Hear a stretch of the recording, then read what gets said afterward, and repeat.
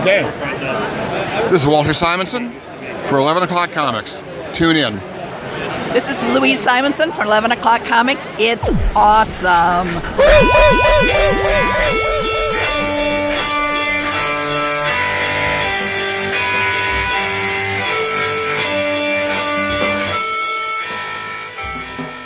I was expecting you to do like a like a Halloween thing. You're right. Yeah. Especially on the night. We're actually recording on the night of that day. Usually it's off by a day or two. You're right. You're right. You fucked up. You fucked up? It's okay, though. All Hallows Eve, bitches. Isn't it? It's ironic that for our Halloween episode, the only horror-themed thing I'm bringing to the table is my inner travel. There you go. It's weird. What's happening?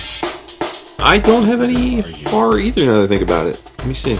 Yeah, no, me neither. I don't have any I horror. read something this week that made my heart explode with joy.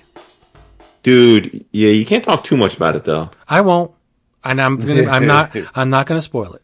I'm not. So I had to order mine from Amazon because I guess I forgot to pre-order it. Dude, so it was. after I saw wasn't it on your coffee table? It's not. No, the first two volumes were. Oh, okay. Yeah, and then you asked me about. You were like, "You didn't read it? You read it yet?" And I was like, "Dude, I don't have the third volume. I got." And then you said, "Oh, mine's coming." And I said, "Yeah, mine is too."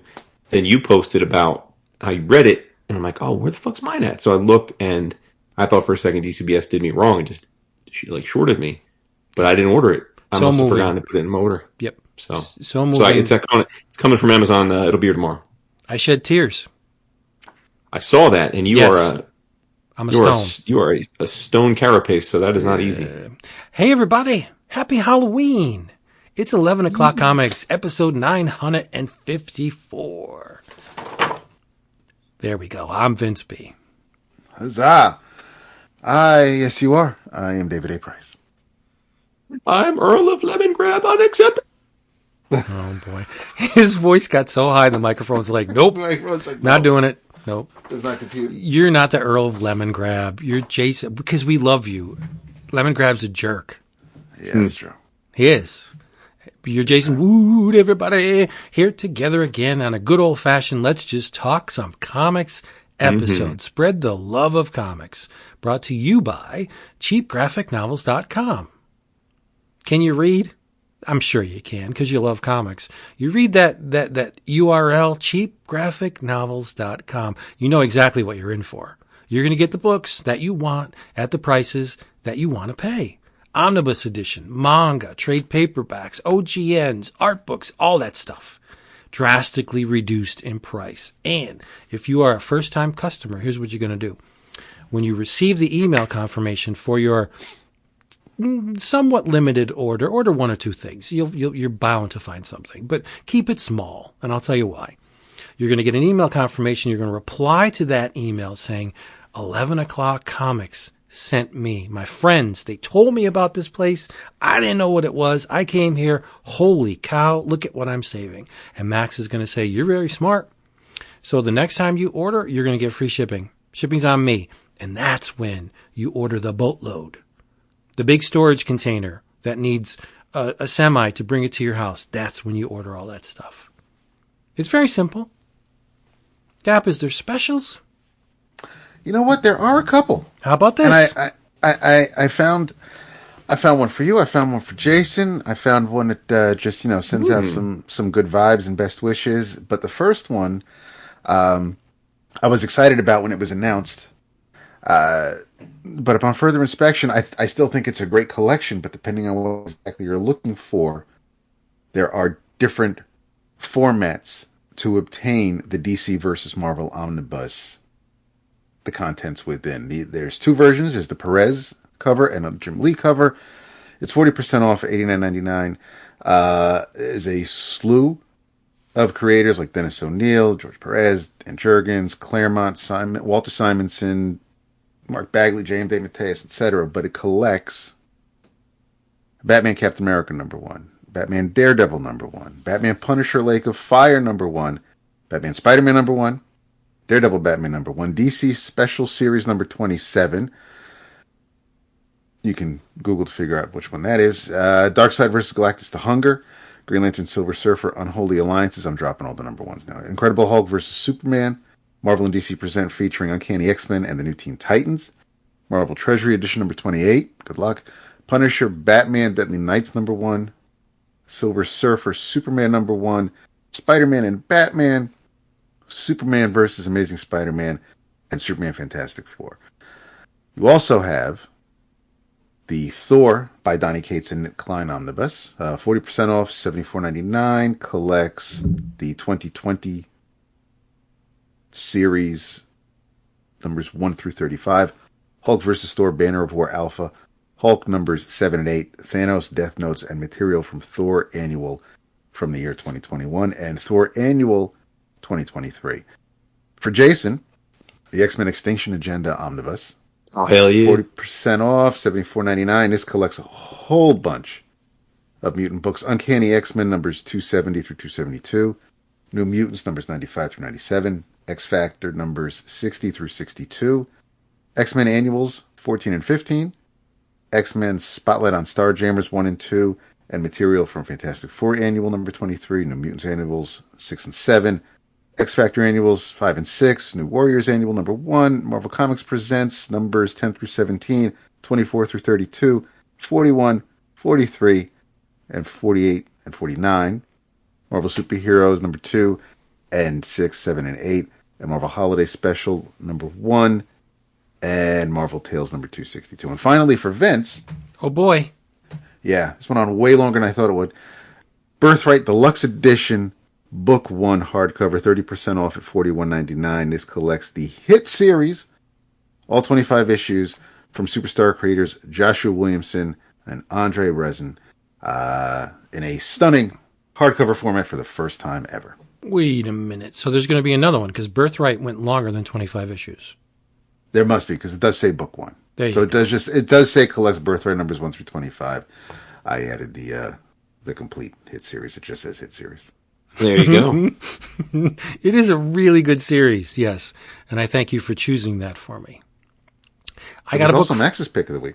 Nice. I he got a has book good from taste, so Cheap Graphic Novels earlier in the week. Legion of Superheroes, Before the Darkness, Volume 2. What? Oh, nice. Yes. Yes. So there you go. I say this every time we bring up Legion, that I would love to just read a big chunk of Legion. We need to do like a book of the. I know we did Great Darkness Saga a few years ago, which was awesome, but I don't know. I need someone to push me into the direction of reading some of that classic stuff. Well, you have two people here that will gladly push you. You just have to settle on a book, which is not an easy task. Because if you do 5 years later, you're going to be like, what the hell am I reading? What's all this stuff? And then if you do the Silver Age stuff, I really don't think that stuff's going to click with you. Yeah. So it's tough. It's going to be hard. It's conundrum. Yeah, it is. We'll find something. So there you go. CheapGraphicNovels.com. They're the best. Nice. I'm drinking this episode. Shocker. And it's a thematic thing because all of these beers are from Three Floyds Brewery. And guess what? I have a trio. So I have three Floyds. I really stretched my brain to come up with this one. I'm currently drinking Zombie Dust, which is great. And it is an 8.5? Wow. Yeah. Okay, 8.5. Hurt. I have Turbo Reaper, which is 7% alcohol by volume. And then I have some War Mullet, which is 8.1. So by the time we're done here tonight... Oh my God, your inner travels are going to be meandering. I'm going to be talking about sheetrock and potted plants and whatever. We'll work it out. It'll be okay. Good Lord. Three Floyds. The thing that attracted me to this, aside from the fact that I've had the Zombie Dust before, and it's very good, was the box art. The box art features all of the characters on each can, like the Turbo Reaper and the War Mullet, and they're all fighting in this fantasy sci-fi hybrid environment. So I'm like, damn, I got to have this. And I guess the War Mullet was exclusive to the sampler pack. So yay. 3 Floyds. It's good stuff. Yay. If you like the IPAs. And who doesn't? You don't. That's facts. I too am drinking. It has been a week. Good. And I'm glad you're just relaxing for a change. It's been a fucking long week. We got another long week, maybe a long 4 years coming up. Pretty soon, you'll be eating bread. It'll be great. Yeah. Anyway, I am drinking some Sterling Meritage. Ooh. And for those that don't know, Meritage is a blend. And in fact, Vince, did you know that this Meritage is a blend of 5 varietals layered together in a wine that's engaging, fruit forward, and complex? Aromas of bright red cherry, plum, berry pie leap from the glass, gently rounded out by a kiss of sweet caramel and vanilla. See, that's hyperbolic. Nothing's leaping from the glass or kissing you. Like, why you gotta do that? Let's just wait. There's more, because there's mocha and chocolate notes that lend subtle nuance to the lively cherry berry flavor that spans the length of the palate and into the long finish. Wow. That's very complex. Lovely. Yeah. Cumbersome even. Cumbersome. Like Dap's intro. Yes, absolutely. Leave him alone. He's doing this. No, don't worry. No, next week it's the entire site. Don't worry about it. Nice. My man was reading. He's reading. Oh, like I said, he's cracking himself up. This is the best. It's great. I love it. I'm glad he can finally tell a joke that's funny. One hand was over. See, nice. That was good. No. One hand was over your mouth when you were saying that. The other was on your knee. You're slapping your knee. He's slapping. That's great. Nice job, Grandpa. One of my favorite things when we're together is laughing so hard and slapping Dap's back while we laugh. Yeah. Usually I'm the butt of those jokes. You are usually the butt of those jokes. Yes. Yeah, that's great. I got big shoulders. I love you. You do, actually, very big. Holy hell. Oh, yeah. What are you drinking, Dap? What are you drinking? I am. I'm back at the Josh Legacy Red Blend. Oh, that's good stuff. Nice. Yeah. Because it is good stuff. Yeah, I had a bottle some of Josh. that. She brought us some Josh. Yes. Yeah, we Nice. hammered it. Yep. It was good to see. It was very good to see. It was also very good to see Jason eat. Yeah. Yeah, I know, because Yeah. he has like I feel like an absolute slob these days. So it's. Yeah. Yeah. Usually people playing at home, Jason will break off the corner of a saltine and put that on a dish. He plates it very well. Breaks off the corner of a saltine, maybe a piece of what's that green shit that people like? Kale. They'll put Kale, a piece of, yeah. I hate kale, but yeah. Yeah. Yeah. And Anyway, then a chickpea. Yeah. And he gets all the bloated food belly when he's done eating it. Yeah, for sure. One macadamia nut. But we love you and we hope sure. you stay around forever. So just keep doing what you're doing. Yes. Nice. Appreciate How about it. that? See how much I love you? Peloton got a new CEO today. Okay. Why That's good news. did the last one not perform or just leave on their He own did not volition? perform. No, he didn't. He did not perform. No. Wow. They fired him months ago. They've had an interim CEO, awaiting the hire of a permanent new CEO. So My son-in-law's all busted out of shape. Huge Yankees fan. Huge Yankees fan. yeah. He's like, my boys are going to go in, they're going to rip them apart. I'm like, oh, okay. And then sports fans are hilarious, dude, because like I saw so many people today being like, "Oh, F the Yankees, they suck. We got to fire the manager, got to fire the GM." And listen, I'm a fan of teams too, so I get it. Like I get that emotion, but it does crack you up when you're not caught up in it. How absurd it is. The Yankees just went to the World Series, and like to hear the Yankees fans say they're like the most trash team ever. And I'm like, you just went to the World Series. they You got lost to a there. better Yeah, team. yeah. you Yeah, lost to a better it's team. unfortunate, but at least they got there. Yeah. Yeah. All right, let's talk some comics before they eject us. Dude, I got something so wonderfully strange and unique. Me too. Go ahead. Oh, nice. We have read collectively an insane amount of comics. We have talked about an insane amount of comics. We have often said that at this point in our lives, it's really exciting when we get something that feels completely new or different. And, bluntly, that doesn't happen all that often these days, right? Like, just because we've read a lot of comics. Hold on. I had to put the wine down so I could grab the book. But But I had a book here from Fantagraphics. It's actually from Fantagraphics Underground. Oh, the best. Which is their imprint for I don't know, like I don't even know the official designation of what makes it underground versus just Fanta, but it's the more experimental, edgy stuff, I would say. Do you know what the first Fantagraphics Underground book was? No idea. No. Jason Karn's Fuckator. Oh, okay. All right, there you go. Yep. Well, this is far tamer than that, so this isn't in that vibe. But it's called The Empty Lot, and it is it's by Mia Wolff with 2 F's. So Mia is no stranger to Fantagraphics. She has been the illustrator on a number of their projects, probably most notably Bread and Wine with Sam Delaney. But Mia, in addition to occasionally doing comic work, is a fine art painter. That's her main vocation. And she's been painting for 40 years. So in the foreword, she explains that, like many painters of a certain age, friends and colleagues have been pitching her for years to do a monograph.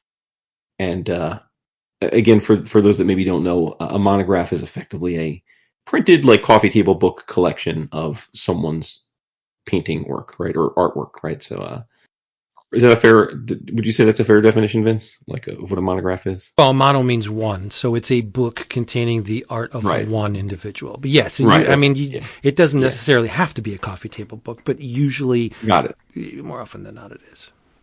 So she's been pitched for it, and she said that, frankly, the monographs that she owns a lot of them herself, but she thinks they're dreadfully boring.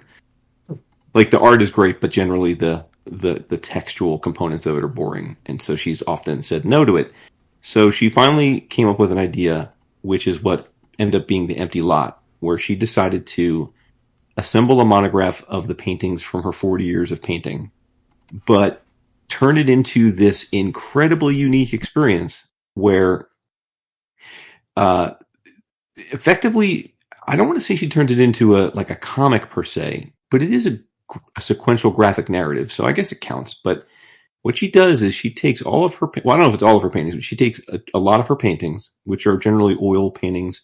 She has a very realistic style with, like, real vibrant colors, but it's a realistic painting style, but the work itself is not realistic. Like, it's abstract or fantasy or so the subject matter and the rendering, the things she's rendering are not in any way conventional, but the style is conventional in terms of it looking realistic. So she takes her paintings and then she crafts around the paintings in the book somewhat of a sequential narrative, but with no words. And she does it in 2 ways.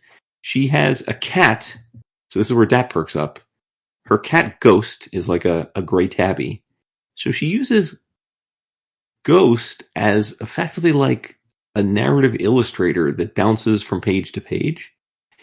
And she does this by taking her paintings and then in other pages, transitional pages between the paintings, she either does full just pen and ink, black and white, simple line art renderings, or full watercolor or chalk drawings that are evocative of transitioning into what the painting becomes, with her cat going on this journey.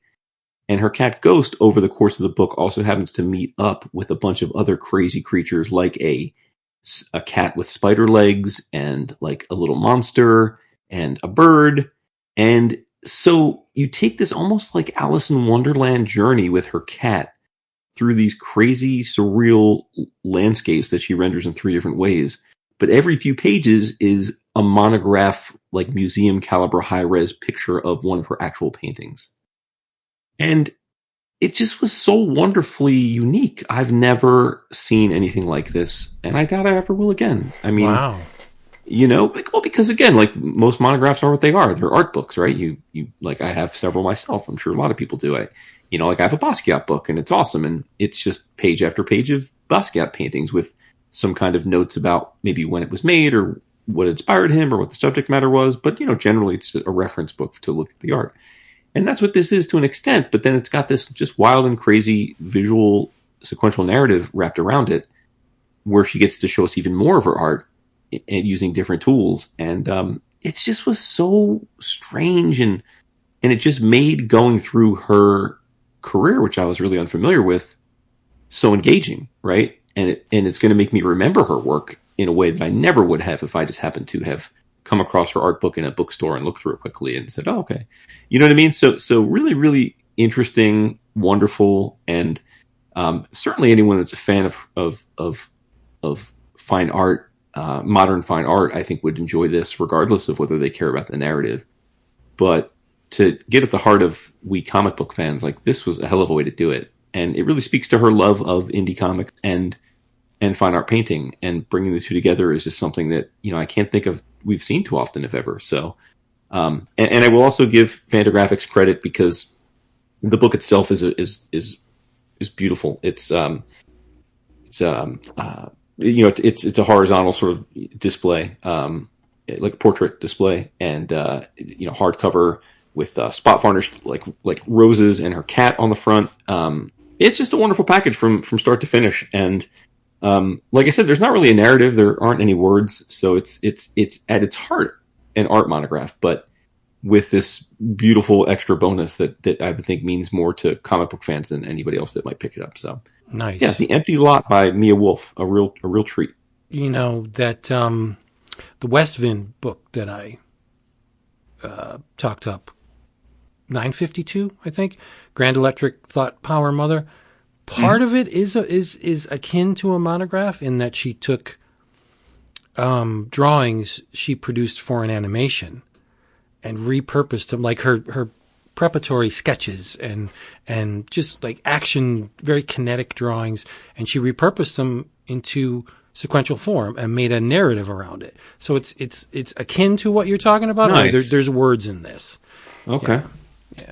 I love it. I mean, if you're an artist and you have flat files full of crap, you can easily repurpose those into, well, not crap, you know what I mean. Stuff that you produce along the way in your career, during your career. I think it's fairly easy to just craft a narrative around them and repurpose them, make something else out of them. Yeah. Yeah. Yeah, just it was great. I mean, like I said, it's just something that kudos for uniqueness, which is all too rare these days. I have something that is almost in line with what you talked about. So I'm going to take your whole preamble going into this. Sometimes we encounter something like that whole thing, and I'm going to just say plug that in here because the sentiments are exactly the same. I have, with one caveat, I have never played the Cyberpunk 2077 game. I don't care. Doesn't connect with me at all. I'm not a gamer, more or less.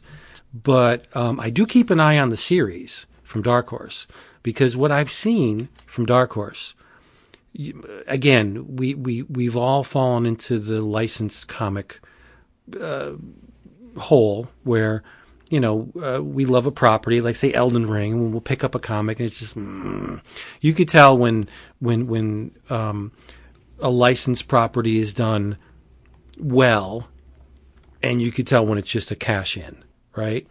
Well, this book, it's called Cyberpunk 2077 XOXO. And I guess you can read that as hugs and kisses. Because it is a love story, Jason. Brought this for you. It's written by Bartosz Sztybor, illustrated by Jakub Rebelka. And I said it's published by Dark Horse. It's essentially a love story. It asks the question, what is love? Jason, what is love? It don't hurt me. I knew it. If I was a gambler, I would have won the pot on that one. It's not a very complex tale. There's a man, we know him as Screw. Obviously he had a name before, but we're introduced to him as Screw. He fell in love deeply with a woman. The love went sour. And he did as anyone would do when you're heartbroken. You have yourself outfitted with Maelstrom technology. Right? That's what you would do.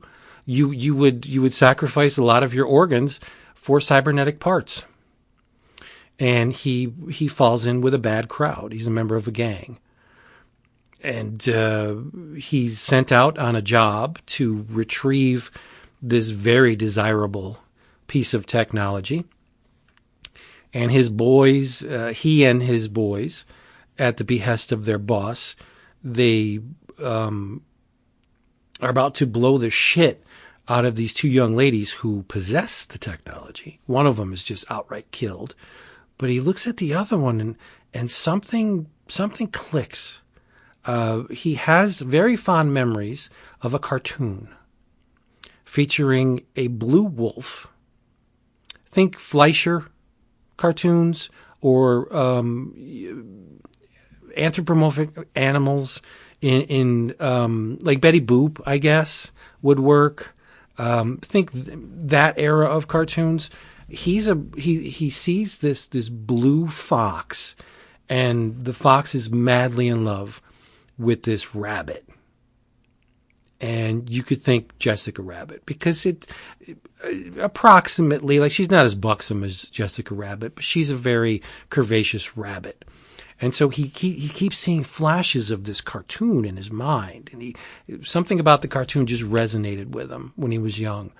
And so various points in each issue, the narrative will segue from, I'll get to it, the quote unquote realistic, and then it just goes into Cartoon Town.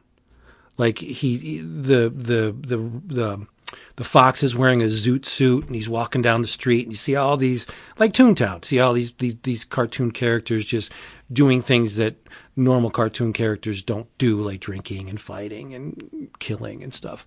So he takes a look at the woman and he falls instantly in love. And so he slaughters all of his gangmates, blows the shit out of them. One gets away, though.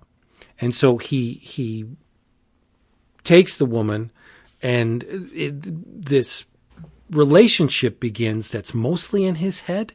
Like, her name's Callie. She's the squeeze of another mob boss named Dino.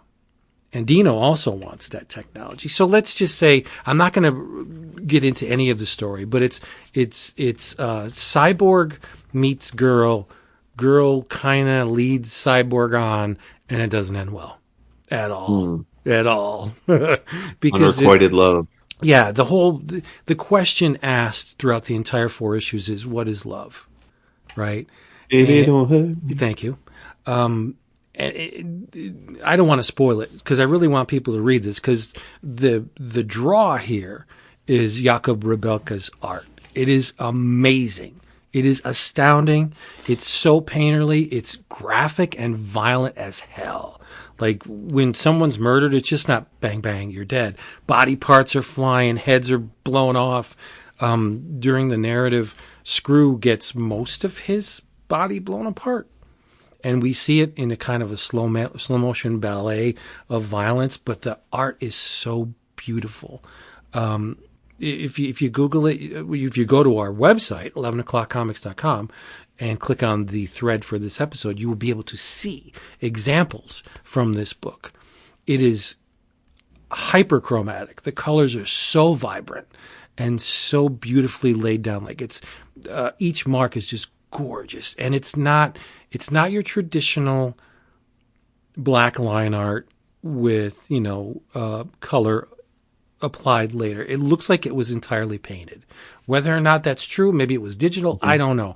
But he fooled me. If it's not thick black lines. Oh yeah, if it's not physical, then you got me, because it looks like it was produced physically to me. And I love the lush colors. His colors are smacking together. Like, he'll put a beautiful crimson next to a flaming like turquoise, and it looks, oh my God, it's great. If you're in the mood for some art that you never knew you needed in your life, get this Cyberpunk book. And while you're at it, keep an eye on this series, because more often than not, they come out and I'm like, holy shit, this art's really good. Again, I'm not invested in this universe, so whatever, I don't know if the stuff is canon. I don't even consider it. Like, who cares? They're good stories.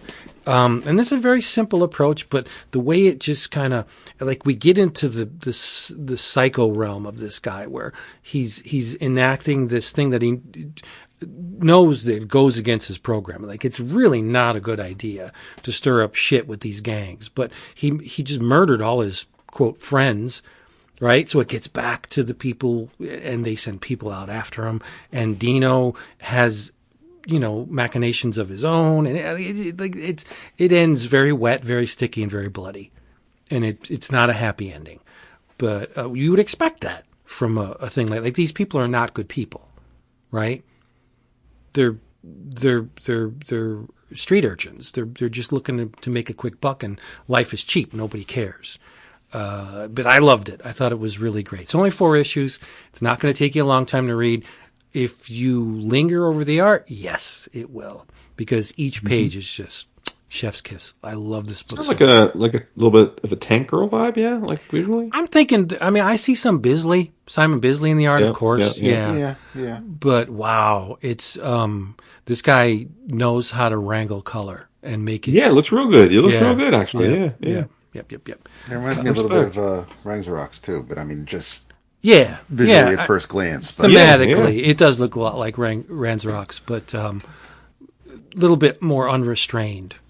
Mm-hmm. Yeah, right. Yeah, good reco. Thank you. Cyberpunk 2077, XOXO, hugs and kisses. I always keep an eye on this stuff. Mm-hmm. Yeah, love it. Nice. What you got, big boy? Who's big boy? You. Oh, okay. Big dog, big man. I didn't know we were big dog, tall dude. Yeah. Again, when we were at New York, 2 people called me big dog. Number 1, I'm not the big dog. Why do people do this? I always wonder. Like, it's always weird, right? Like, when people call you, like, or when someone says that to me, like, I always wonder, like, are you mocking me that I'm not big? Yeah, am I fat? Is it an ironic nickname? Wait, are you saying I am big? No, you're me? tall, though. I'm not big. You're tall. No, you're a cool drink of water, but I am not tall. And I may be overweight, but you're thick though. You're short. You got big shoulders. I am. You're like because we were walking in front of the Javits, and those guys were giving out the CDs. He goes, "Hey, big dog, take a CD." I'm like, no. Okay, so he was complimenting you. Okay. I don't know. Right. Yeah, he was trying to butter you up. Shout out to I'd be remiss since we're recording tonight. Shout out to Young Thug. Got out, time served. Get out of Rico without everyone thought he was going to go to jail for 30 years. So shout out to Young Thug. My son Colin is very happy tonight. He texted me all giddy. So well, there you go.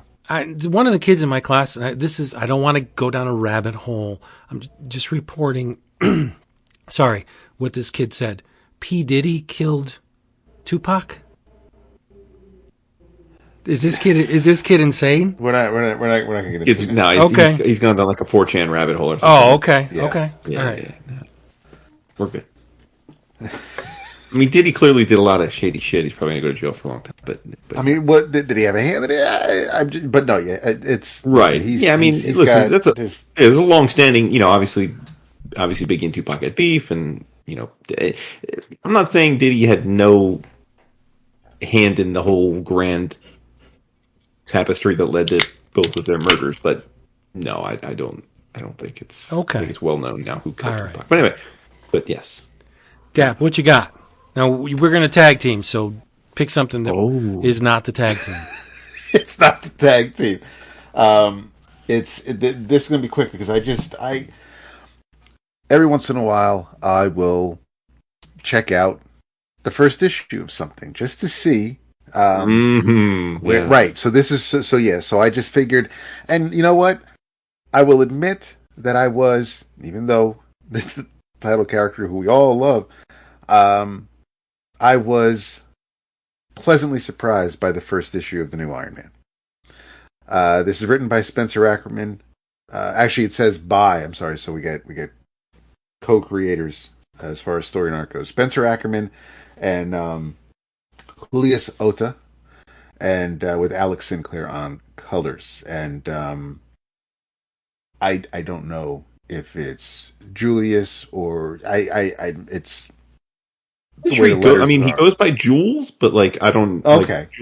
But again, I don't know if I don't know what his, like you said, if his first. But I'm pretty sure like I've seen him in interviews go by Jules Ohta. But yeah, But okay. Well, Ohta, then at least I got that right. So, yeah. I started the Cantwell series, and I dug the way that started. That was also the series where he was getting involved with Patsy Walker, and but I trailed off before the second arc, I think. But figured, okay, I see this first issue. Let me skim it and check it out. And Ohta's art, I like Ohta's art.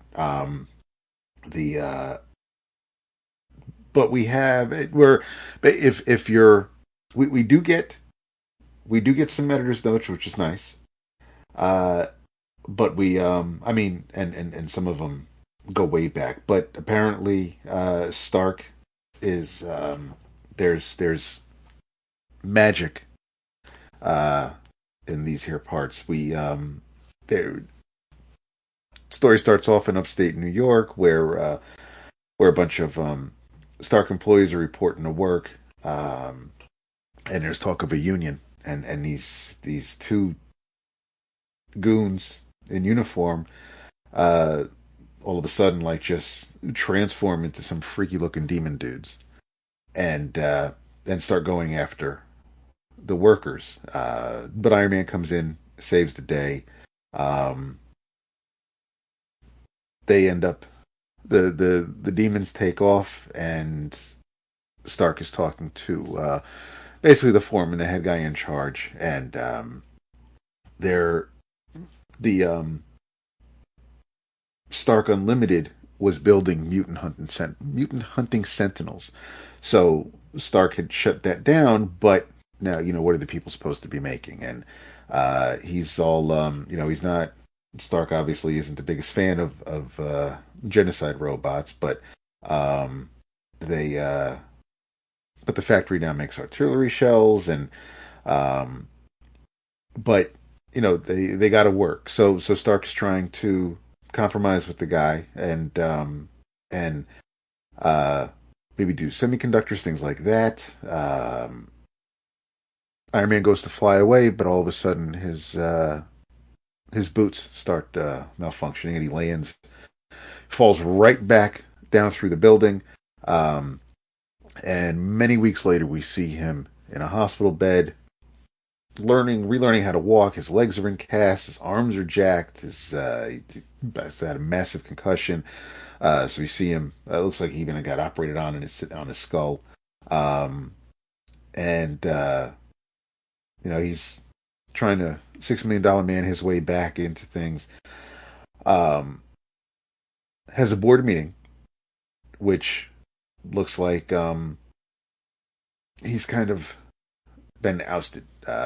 AIM's Scientist Supreme shows up, and she's AIM is partnering with Roxxon, and Roxxon seems to be the not now. It's been building up. It was building up during Aaron's store run, but Roxxon is obviously becoming a massive force in the Marvel U these days.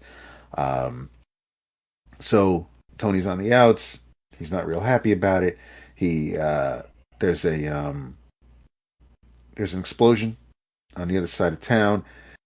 It's a building that he goes to check out, and a couple of the Tiger Pack show up. A couple of D-listers show up to. You've got Tiger Shark, and so they're after him, and one of the idiots chomps down on Stark's leg while he's Iron Man in the armor, but he actually felt it, and so he puts the guys down, and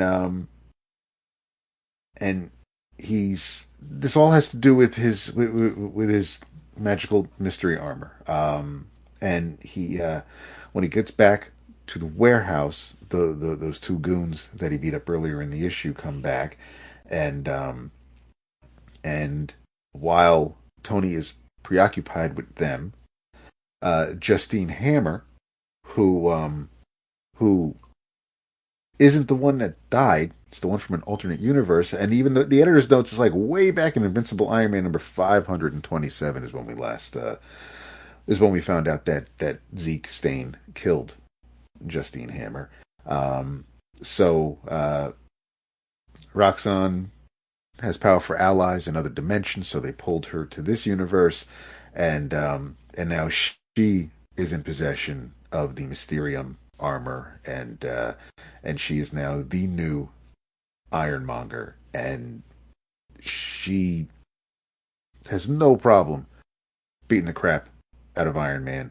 And after he's down on the ground, and she basically takes the armor off, hops in her little chauffeured limousine, and now so Tony's basically kind of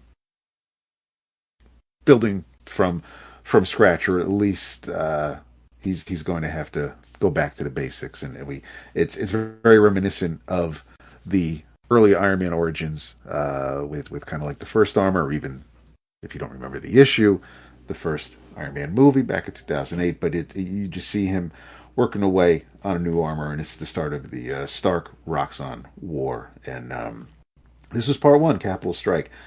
I'll probably be there to check out the next issue, just to see if the level continues. But it was a neat first issue, guy. If you're, I don't know if it really kind of filled in any gaps as to what Iron Man or Tony's been up to recently. It kind of just drops you in, and a couple of editors' notes, kind of just picking up some notes here and there. But if you have questions about, how do you get this armor, or who are some of these other people, you might have to dig in the crates or check Wikipedia. But it looks great, and it's a strong first issue. So I think Ackerman could do well writing the title for a while. But yeah, I said I was pleasantly surprised. This isn't something that, I don't know how many people were clamoring for a new ongoing Iron Man book, but it's here. It looks cool. I like that it wasn't. It didn't beat you over the head with so much tech, or kind of make him out to be the playboy who never fails. He definitely got his ass handed to him quite a bit in this issue. So they're definitely trying to build him up from the rubble, and that could work. It would be a nice change of pace for the character, I think. Tony. Yay. Nice. So the Emma thing is like over? He's not with... Oh, you mean their marriage? Yeah. I don't know. I mean, I guess it sounds like it is based on Daph's synopsis, but... Yeah, I don't think she was mentioned once, actually. # comics. Yeah, it's crazy. Yeah. Oh, well. Well, Dap, at least we have common ground with our tag team. Yeah, well, absolutely. Yeah, because you guys are excited about this. Super excited. Again. But comics give you joy. Good comics. Yes, great comics give you a lot of joy. And this certainly did. Written by Jerry Ordway, Dan Jurgens, Roger Stern. Illustrated by Ordway, Dennis Janke, Jurgens, Art T. Bear, Dave Hoover, Bob McLeod, Brett Breeding, Kerry Gamble, Dennis Janke, Kurt Swan, and some dude named John Byrne. All of the color. Damn, dude, how long are you guys gonna be talking? No, it's only 4 issues. Well, it's 4 issues, 5 if you count the 4.5. But we're not going to go deep. We're not going to go super deep. There's a lot of things to talk about, but it's not very involved. Color by Glenn Whitmore, because Mike Carlin wanted all of the issues to look cohesive, because this is while they do not bear the triangles on the covers, this is not yet. Not yet. It starts with Superman 51, but this is the rallying of the Superman Triangle era. This is the lead up to what we know as the Triangle era. The books were produced one a week, and you're talking Superman 49 and 50, Adventures 472. It jumps into Starman 28 only because Roger Stern was writing Starman 2. at the time, and then it goes into Action 659. So you have Superman as the bookends, and Adventure Superman, Starman, and Action in the middle. It's the Crisis of the Crimson Kryptonite, Jason. No way. November, December 1990. This story, I remember loving the hell out of this story when it first came out. And thank you to the Superman Triangle era omnibus, I get to relive it. And here's the setup. Lex is dying of cancer because of the green kryptonite. Self-inflicted, motherfucker. Right, self-inflicted. He used to wear a green kryptonite ring so he can protect himself against against Superman, who he assumes is a sham, a liar. He's like, there's no way that this guy can be as altruistic as everyone perceives him to be. Nobody's this good. So Lex thinks that Superman is harboring another personality that he does not let the public see, which is all bullshit. We know, right? So he used to wear If you go back to the second issue of Superman, Lex is told who Superman is. And he's like, and even the scientist is like, oh, it's a foregone conclusion. It's so obvious. And Lex is like, obvious, maybe to a computer. And he crumbles up the paperwork and he walks away. You had the answer in your goddamn hand, bro. That's poetic justice. That's the right. best, It is. Right? It's his hubris. He's so full of himself that he cannot see what's right in front of his face, but whatever. Yeah. So he used to wear a green kryptonite ring, and the radioactivity of kryptonite gave him cancer. So he lost the hand. He has a prosthesis, and he's dying of cancer as this story starts. And it's one of the quarterly appearances of Mr. Mxyzptlk, which is usually groan-worthy. I'll have to admit, I'm not a big fan of Mxyzptlk, but this is fun because Mxyzptlk tempts Luthor with red kryptonite. He says, here's the deal. Here's a big chunk of red kryptonite. This is going to put you on an even keel with Superman. But what Luthor doesn't know is that Luthor's not going to get superpowers. Kal-El is going to lose his powers. So basically, these 4 issues plus the Starman are Superman trying to make his way in the world without powers. That's it. That's basically the story, right? But it's awesome. It's so good. You have not the introduction, but it's kind of the start of the Emil Hamilton appearances. Like, Hamilton is a fixture of the Triangle era, and he helps Superman. He's testing him. He's bombarding him with solar rays. He outfits him with a super powered suit, like an armor, because he's going up against villains like Idiot Mammoth, right? Who could turn a human being into paste. How did Superman fight that, right? It's just, these issues are a testament to the resourcefulness of Superman without his powers. Like, he doesn't die. he doesn't die against Mammoth. He's fighting Barrage when he loses his power, and he kind of manipulates the scenario to make people think that he's okay, like he hasn't lost his powers. But inside he's like, holy crap, what's happening? I can't fly. I'm not strong. I'm as weak as a kitten. Like, this is just not right. And he doesn't draw the line to Mxyzptlk until like the very end. You would think it would be like second nature, like, oh shit, the imp is like back. He's messing with me. Because from what I got out of the series or the issues, Dap, it's not red kryptonite. It's just a red rock. Like, Mxyzptlk took his powers. Right. Yeah. That's all it is. Which is why it wasn't necessarily, and that's exactly how Superman ended up from the harbor in Lex's office.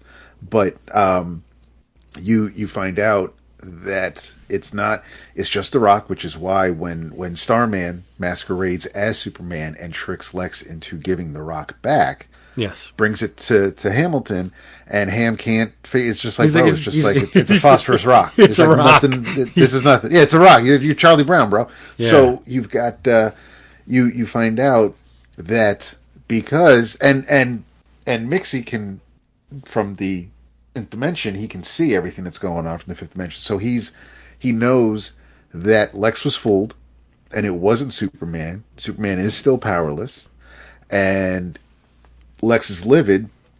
So when Clark Kent, regular, normal, everyday man, shows up in Lex's office with the rock, he tricks, does the old rope-a-dope, and fools Lex into basically admitting the whole ruse, the whole thing that was happening.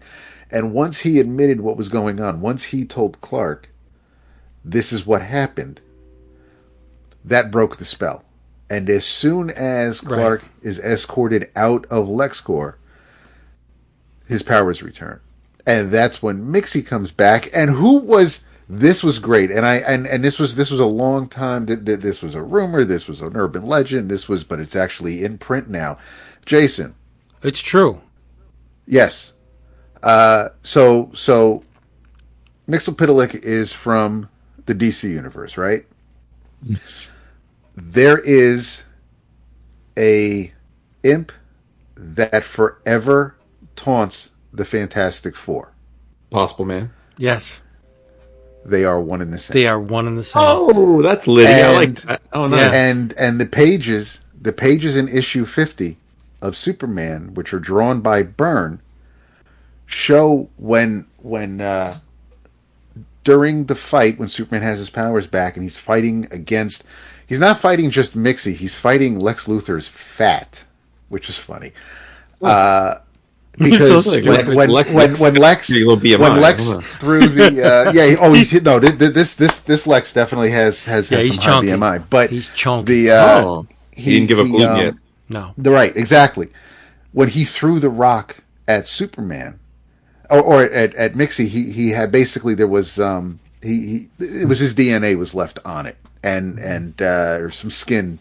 We've all left some DNA on places. There you go. It's like a map of the Philippines. And so Mixie uses that. Mixie builds on that fat and basically just becomes this big pink blob looking thing with the rock as a head. So it looks ridiculous, but it's funny and it works. But it was very Silver Agey. But after the fight, and Superman defeats Mixie and sends him back to the fifth dimension, before he goes home, he goes back to the 616 to pick up on the fight that he left the Fantastic Four. You only see the Fantastic Four feet. You only see like the panels from like the lower. And the so thing is coated with some kind of crap that. So you don't see the rocks. Yeah, you don't see the rocks.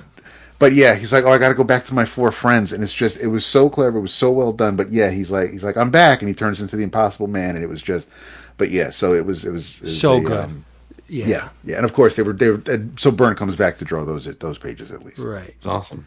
But it's the Will Payton Starman, FYI. So it's not the Jackson Harrison. Right, it's Blue Starman. No. This was the Starman that was created by Roger Stern and Tom Lyle. Oh yeah, old school Starman. Okay, got it. And this was one of my.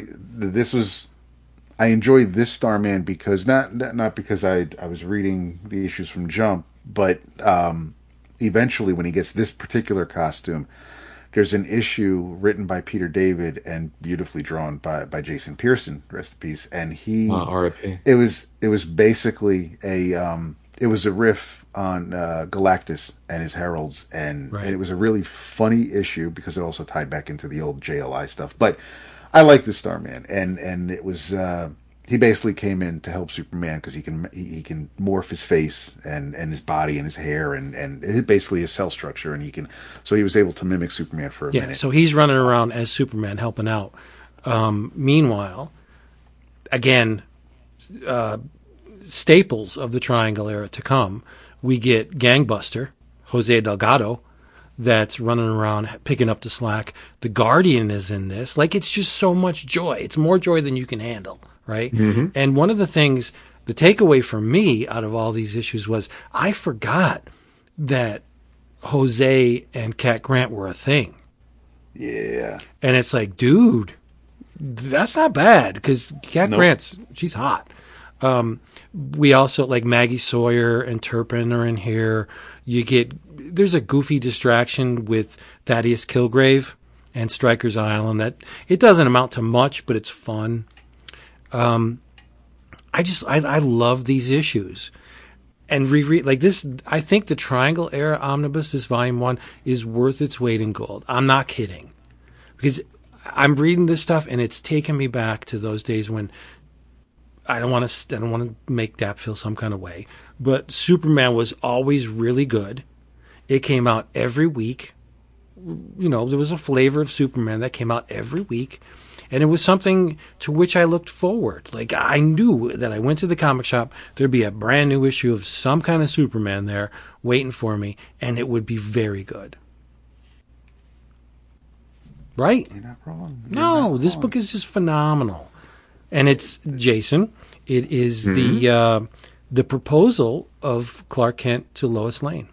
And she accepts. Oh, very nice. She accepts. Oh, that's big news. They're like, oh, I see the way you look at her. Here's somebody's ring. Just keep it, and you never know, you may need it. And Clark's like, what do I got to lose? She's awesome. I'm just going to ask her to marry me. And at the end of the arc, Lois is like, sure, I wouldn't want it any other way. It's just, and they kiss, and it's amazing.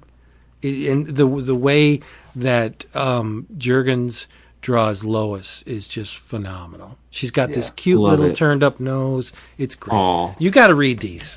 Do you have this? On its way. He's getting it. The omnibus is sitting here it's sitting right in front of me. Oh, you got it. Okay.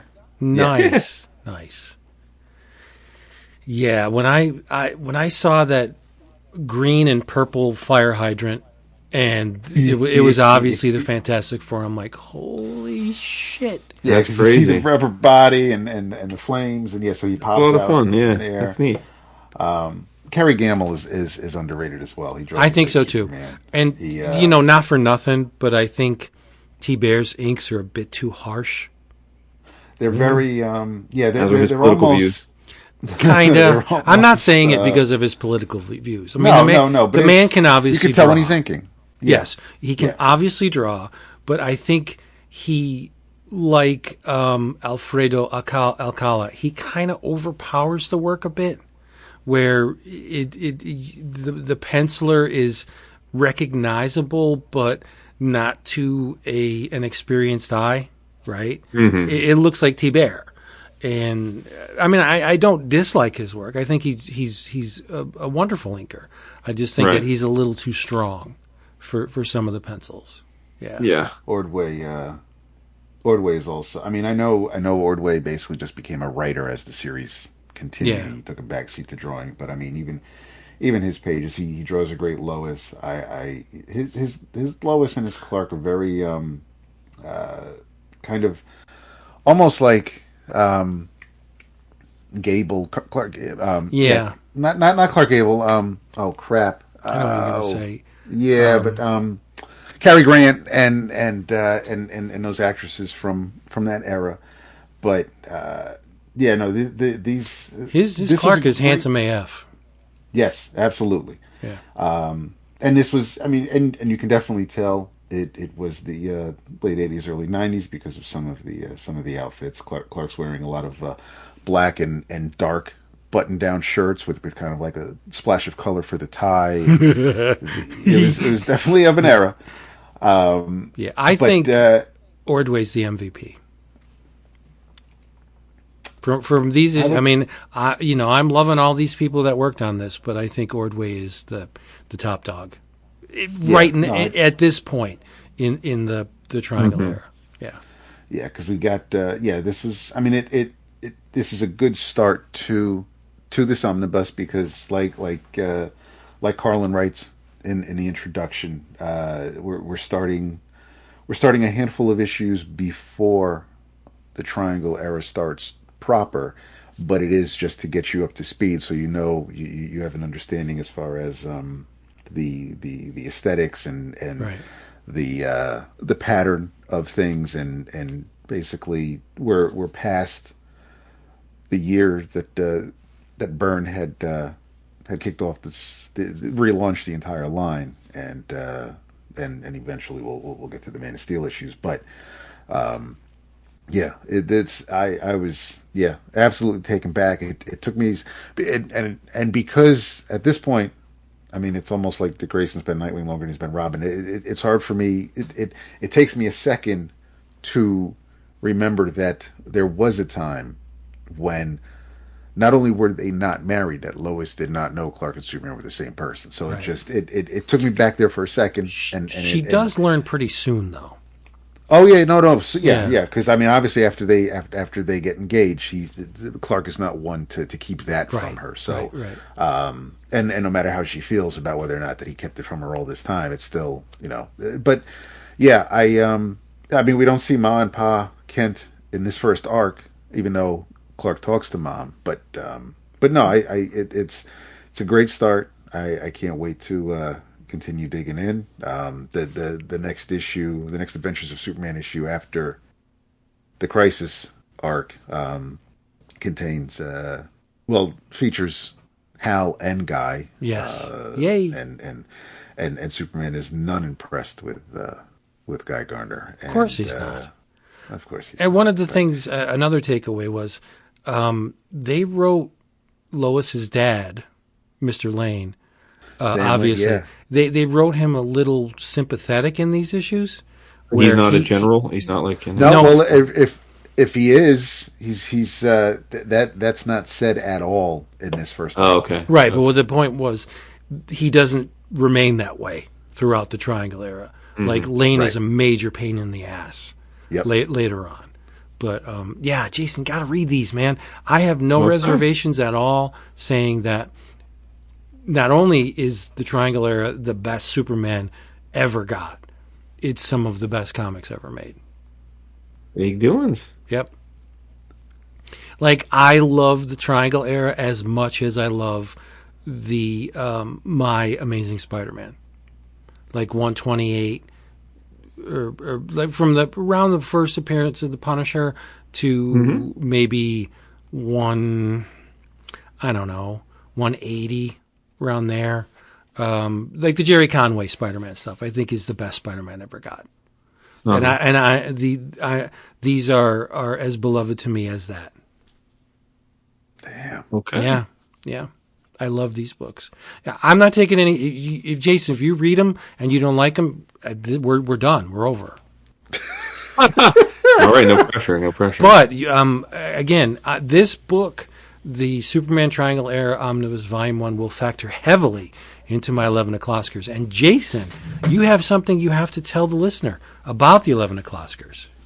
Oh, look at you with the segue. Wow. I'm good. Yes, that is true, Vince. So our 11 o'clockers, annual end of, it's always in January, but it's to celebrate the year that was in comics. Generally, it was for most of our existence, it has been a categorical show where we have a ballot that you all could vote in for a bunch of categories. That number of categories has continued to grow over the years to the point where the last few years it was 32 different categories. And then we would do a show where each of us would give our winners in each category and then also announce the top 3 of the audience vote.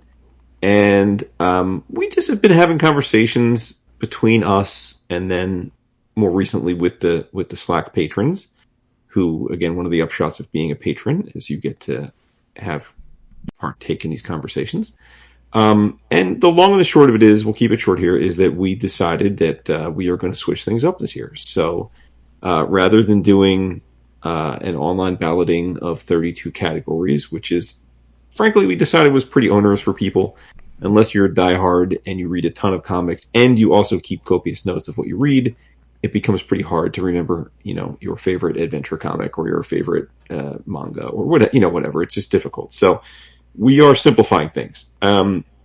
We still would very much like you to vote. In fact, we're hoping more of you will vote because of this. But you will be given if you go to the balloting, which you can find on our website. DAP has put up, as he does every year, a nice tab that says 11 O'Clockers. You can click on it there. Or we will post direct links onto the Facebook and the Slack. But you can vote, and it's 2 categories. Your 10 favorite comics of the year. That's it. That's the only criteria. The only criteria is it has to have come out in 2024. It can be one-shots. It can be manga. It can be a hardcover. It can be a reprint that was published in 2024. Basically, the 10 things that floated your boat the most. And then, similarly, your 5 favorite creators. And the creator is an omnibus term. You can pick a writer, you can pick an artist, you can pick a colorist, you can pick a writer-artist, you can pick an editor if you want. Doesn't matter. It's the 5 creators that you were most impressed or pleased by for the year, and we will tally those votes, and we will have a different kind of award show this year where we will go through each of our lists of 10 favorite comics and our lists of 5 favorite creators, and so we're gonna switch it up this year, just trying different vibes. So I have a couple questions. Are we doing 2 shows, one with our picks and one with the listener picks? That's my first question. Is this going to be broken up into 2 episodes? I could probably be 1 episode. I think it's going to go pretty quickly, right? Okay. It's going to be much less. If you think about it, in the past we've done 90, we've done over 120, we've done 128 like winners, even more than that, because the audience gets first, second, and third. So we've done 6 comics per category, or six awards per category, which, for 32 categories. So we're talking, well over 180. It's a lot. 180. Yeah. And this will be, at most it'll be 60. It'll be 15 for each of us, and then 15 for the audience. So right. Yeah, we'll play that by ear. We'll have to see how diverse the only caveat there is that I did say when we announced this to the community that it may make sense either we'll put out a post on the Patreon feed or depending on how we handle the show, it may make sense that the audience's vote to do a top 25, in the sense that they're obviously going to have a lot of different votes, and so it'll be a long tail, right? I don't expect they'll be beyond the top few books that maybe get a lot of votes. But we'll play here. We'll see. But the point is, it's going to be a more holistic celebration of comics. And part of this was born by the conversation that we have in the background, which is that there are always categories that we feel we have to shoehorn something in, whether it be because, we don't read a lot of webcomics, say, or maybe Dap doesn't have a ton of horror comics that he read that year, or we can't think of a cover, right?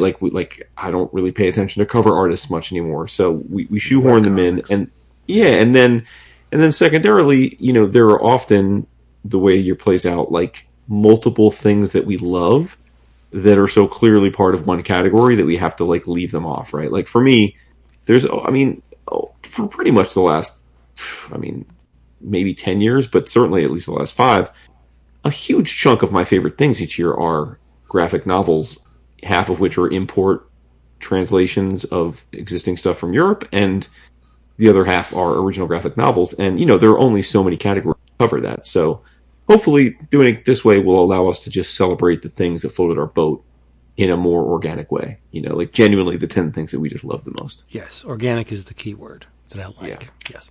Okay, my second question is, for the top 10, can we give one of those slots to a publisher and say, just for example, I loved what Fantagraphics did this year. I have to give them an Oscar across the board for what they've done. Does it have to be a specific comic, or can it be a broader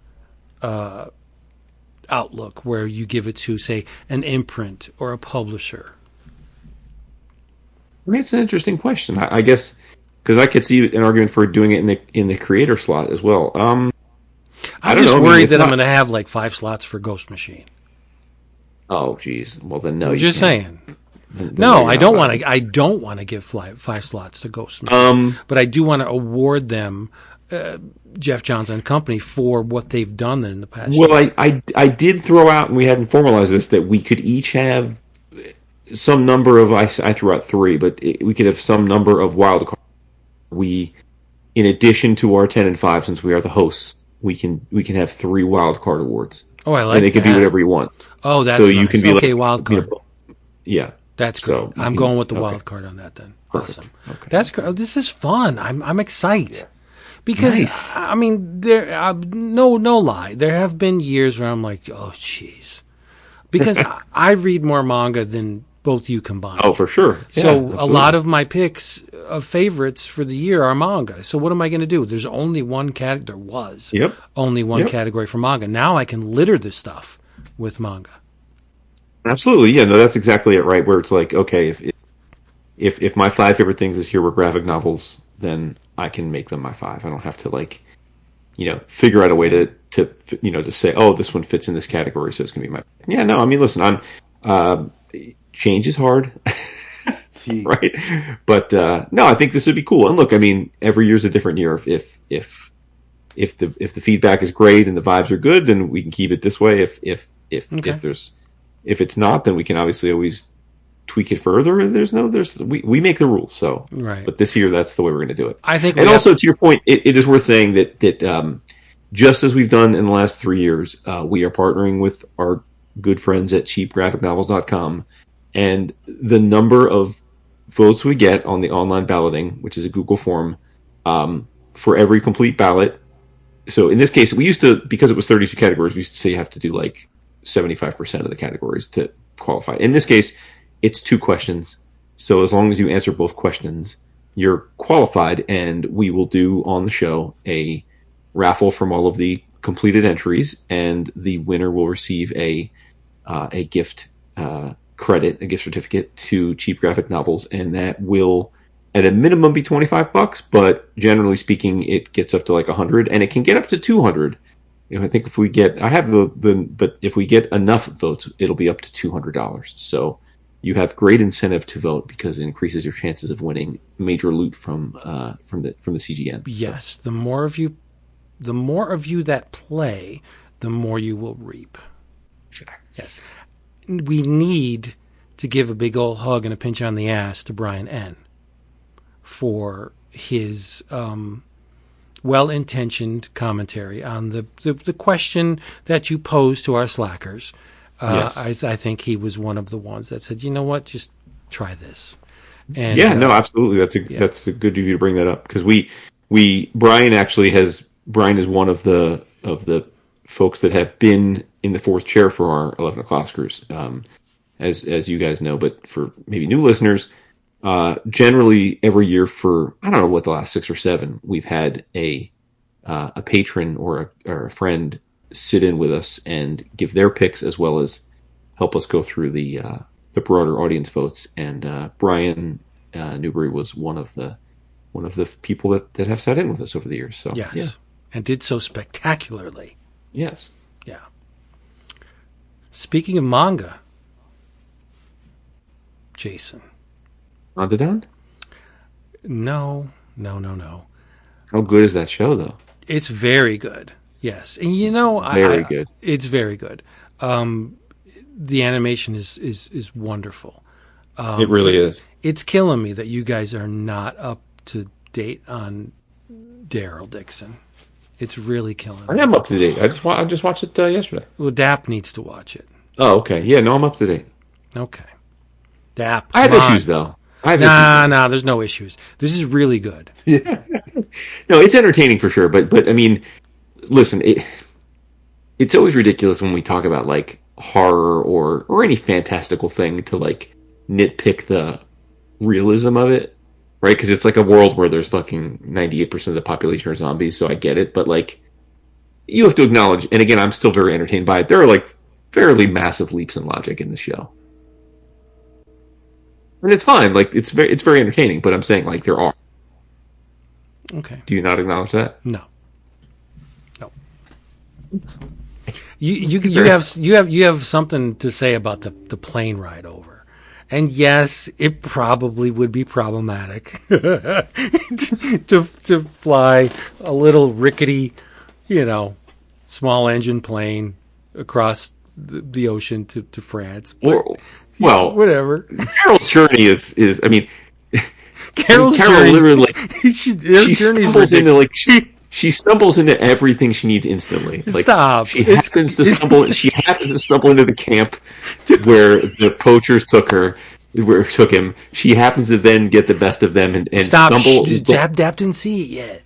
That's Oh, fine. okay. It's fine. Yeah, I mean, Carol's very lucky in this show. Listen, the craziest thing of this, and again, I think the show's very... But the premise of how Daryl gets to France is so absurd, because this is a world where, again, 98% of the human populace is dead. The grid is gone. Like, electrical power is largely gone. And we're supposed to believe that French people fueled a tanker for transatlantic shipping that would have taken like roughly 25,000 barrels of oil to power and get it from France to the US and back. Also, they could capture humans to bring them back and turn them into zombies. Like, there aren't enough humans in France that, like, they would be using more oil reserves to do that trip than, like, is probably left But in the earth. they scooped up Daryl not far from France. So I'm sure they were doing it within the... No. Daryl was on that boat, and then he got, like, that's what I'm saying. Like, he was on a transatlantic boat. He got trapped. He was on a dinghy, and they scooped him up. No. He was in the camp, and he got in. He was in the boat. He was in the cargo. He snuck into the cargo with them. Well, it's they were putting all of... It's Daryl, dude. I know, dude. But what I'm saying is again, like, it's a fun show. It is very fun. Yes. You have to suspend all the nonsense. I'm not thinking it. Fun. I'm not scrutinizing it very closely. But there it's a very are a fun number show. of heartbreaking moments in it. Yes, and Carol is a badass. And I do not hope that it. I please, whether if Carol's just tired of doing the show, don't kill her off, please. I don't want to see that happen. And I have no idea what this has to do with a manga, but let's go. Okay, I don't, because you said Dan to Dan, and I just brought up another TV show. But speaking of manga, Jason, I've read the final volume of Taiyo Matsumoto's Tokyo These Days. And I'm not going to spoil it because I know you didn't get to it yet. Did you read the first two yet? You did? I did, yes. Okay. So a broad brush. You know, I think Shiozawa is an amazing character. I know this guy. I kind of am this guy, where he, at all costs, champions something that he loves, an art form that he knows that brought joy to him, and he knows it can bring joy to other people, that he leaves his position as editor at Shogakusha, where he's worked for a number of years, as a very successful editor, but he helmed an avant-garde manga magazine, and it didn't do very well. The critical reception was very good, but sales-wise didn't do very well. So they canceled the magazine, and he took that as the impetus for him to leave the company. And he goes out and he tries to corral all of the mangaka that he loved, whose work has brought him joy. He beseeches these people to do work for him for his own anthology. So we know that's the premise. But I got to say, this last volume, it is a testament to not only Matsumoto's love of comics, but to ours. Like when you read it, this guy he's taking on ridicule. He's berated for his actions. He's looked at as old school, outmoded, a castaway, like a castaway. Like his way of thinking is not the way it's done anymore. One of the things that I loved about this was he has, this doesn't play so much into the plot, but it's a dialogue in the third volume. But he's talking to Chosaku, right? And he's saying, you used to be so full of wonder and so spontaneous and so immediate, and your work was just alive. And now you're relying on these these tried and true stylistic flourishes of manga at the expense of life. Like, there's no life in your work anymore. And Chozaku, I mean, he's a big guy. He's very set in his ways, and he's very reluctant to change. Like, he has a modicum of success. Like, he's got a serial that's currently running, and people seem to enjoy it. And he does a cover for the latest magazine because someone couldn't do it, so he does the cover, and people are like, "Whoa, this is old school Chozaku! Like, this is great!" And his daughter's loving his work, so he's complacent. He's treading water, like he's just going by the numbers. And Shiozawa just has a heart-to-heart with the guy. He's like, "Look, I love your work, but there's something missing from it lately. That you seem to have lost that spark, that joy of creating that you once had. Like, what happened?" And Chozaku fights it tooth and nail. He just doesn't want to hear it. He keeps pummeling at himself. He smokes a lot. He's overweight. He's not in the best health. And he's got a daughter like Luna, who has the same rosy cheeks that he has. I love the rosy cheeks. And it's just, Shiozawa just meets him on his own terms and says, "Look, I know you're capable of more than this. Why aren't you doing it?"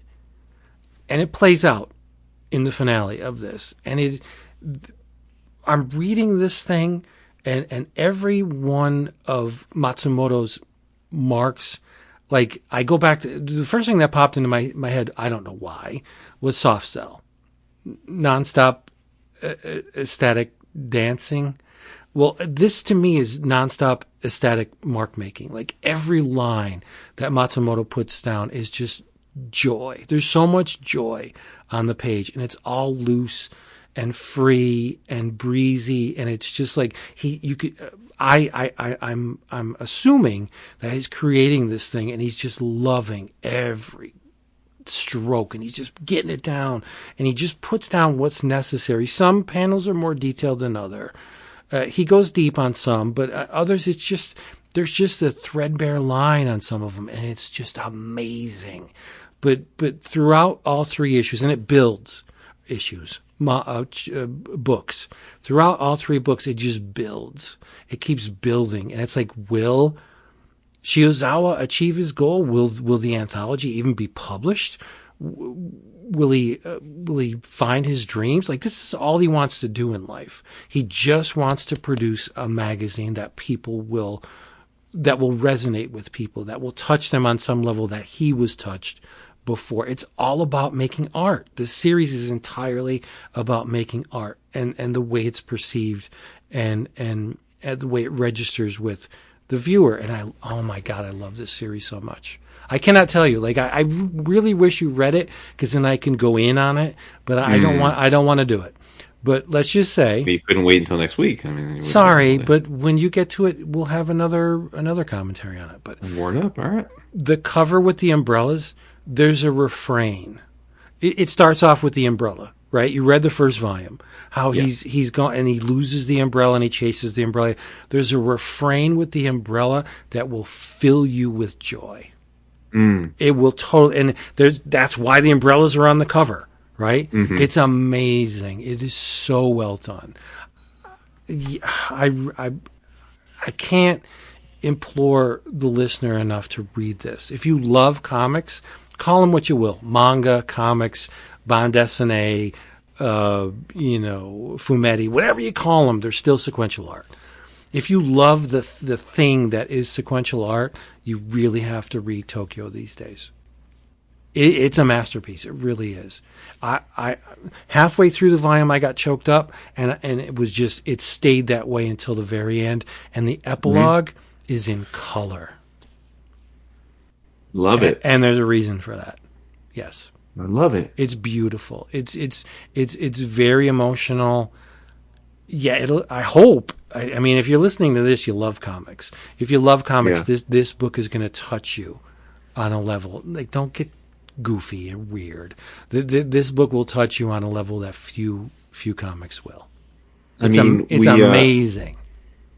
since we are doing the different Oscars, we won't have a favorite manga category.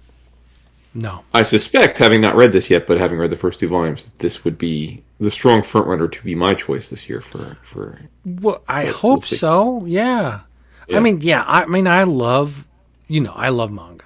And I love the trappings of manga. I love the fan service, and I love the violence, and I love the hyperkinetics and all that stuff. But this is a cut above that. Like, this is elegant. It's human. There's a humanism to this thing that you don't normally find in the traditional stuff. Form follows function. Shiozawa's trying to produce something that he hopes will resonate with viewers, and Matsumoto did just that. So there's a parallel in between Shiozawa's desires and Matsumoto's. It's amazing. It's brilliant. Just read the damn thing already. Love it. Yes. I got to see if the shop has it. It's only, I mean, if you're reluctant to try manga because, holy crap, look at One Piece, it's like 100 volumes. No, this is only 3 volumes. Hardcovers, very, very concise, get in and get out, and it's masterfully done. Okay, I don't want to say it. Maybe I'm going to ridicule me if you want. This is Dark Knight Returns level comics. That's big talk. It is. And I'm sticking by it. Respect. Yep. I'll get it. I know Cheap Graphic Novels has the first 2 volumes, but yeah, I'll see if the shop has them or can get them.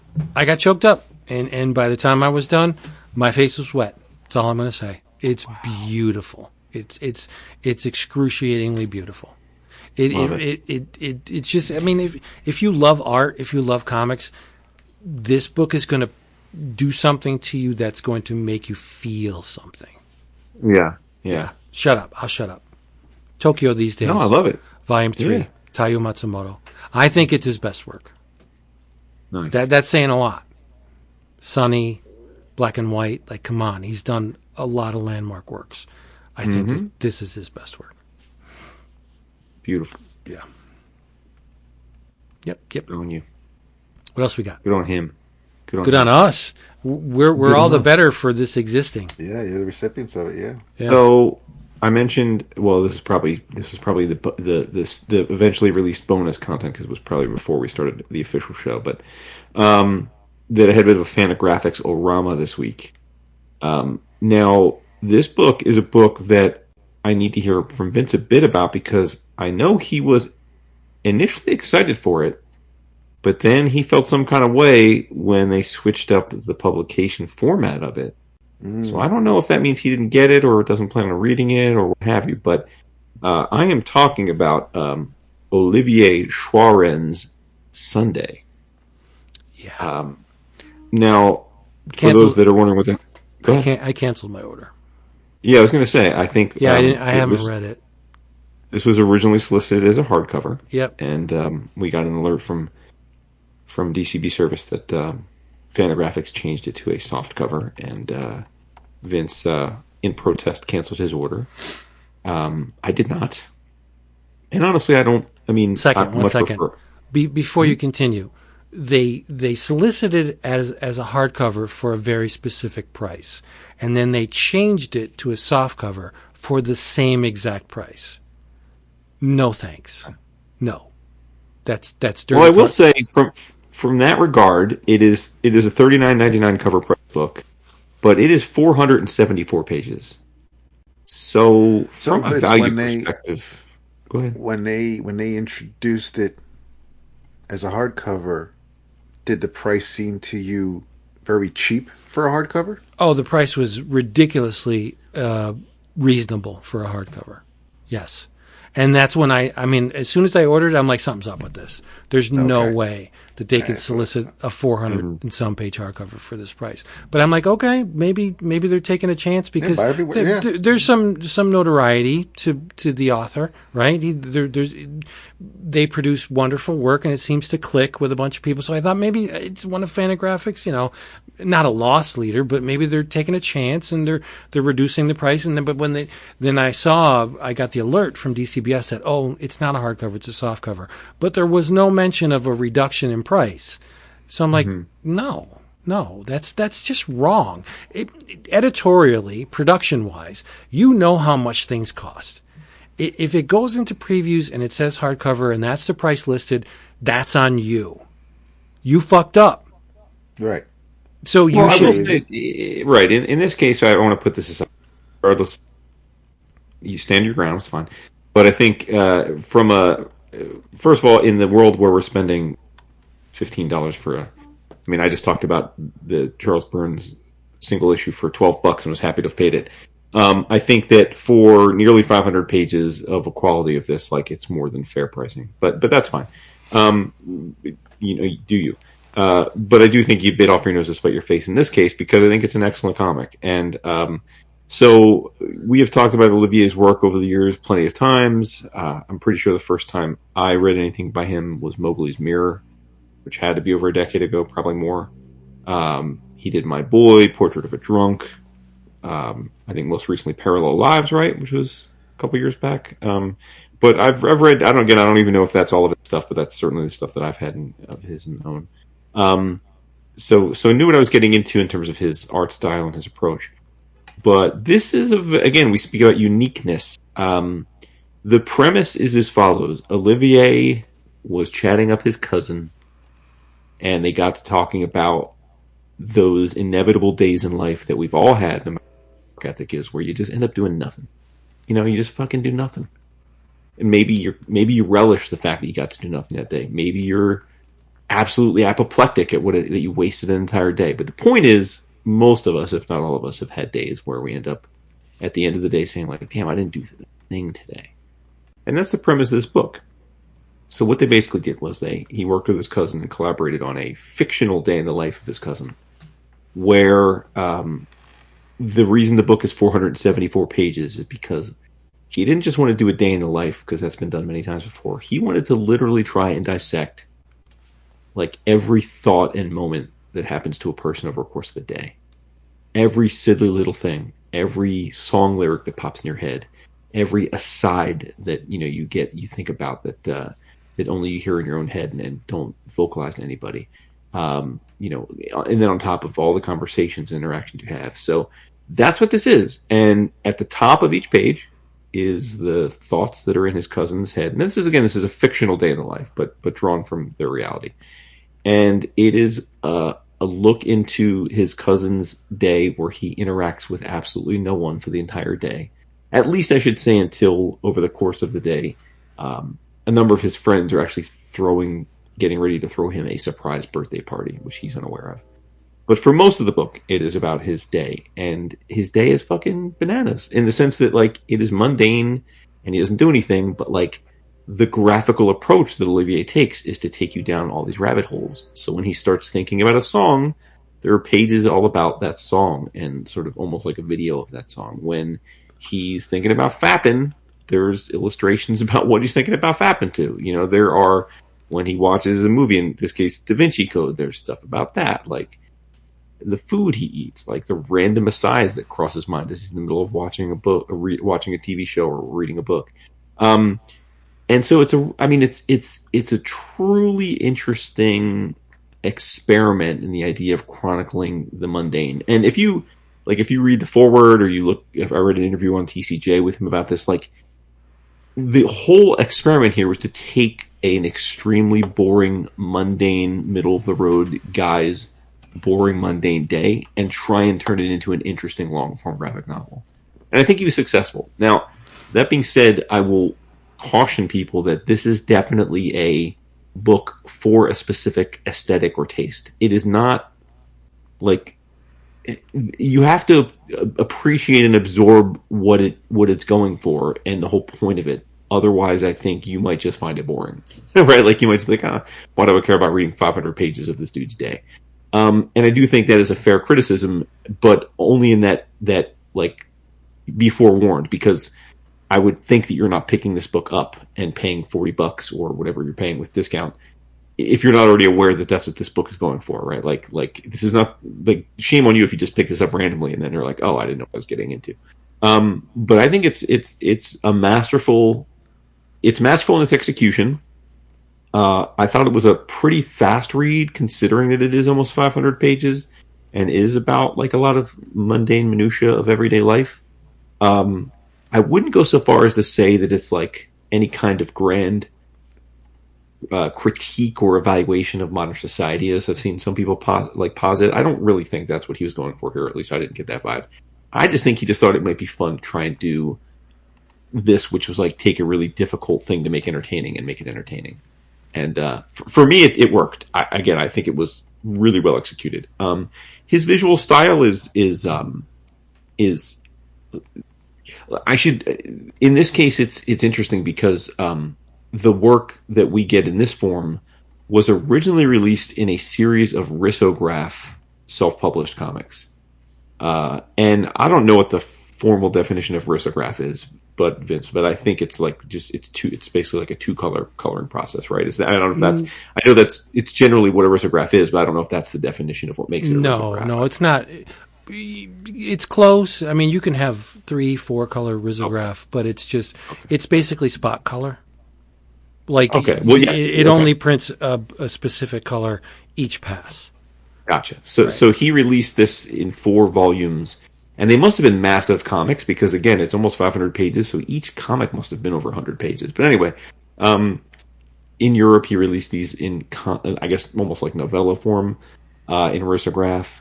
This actually is not risograph, which is interesting. Like it is definitely a unified like color palette by section, but there is more than 2 colors. There's a lot more shading.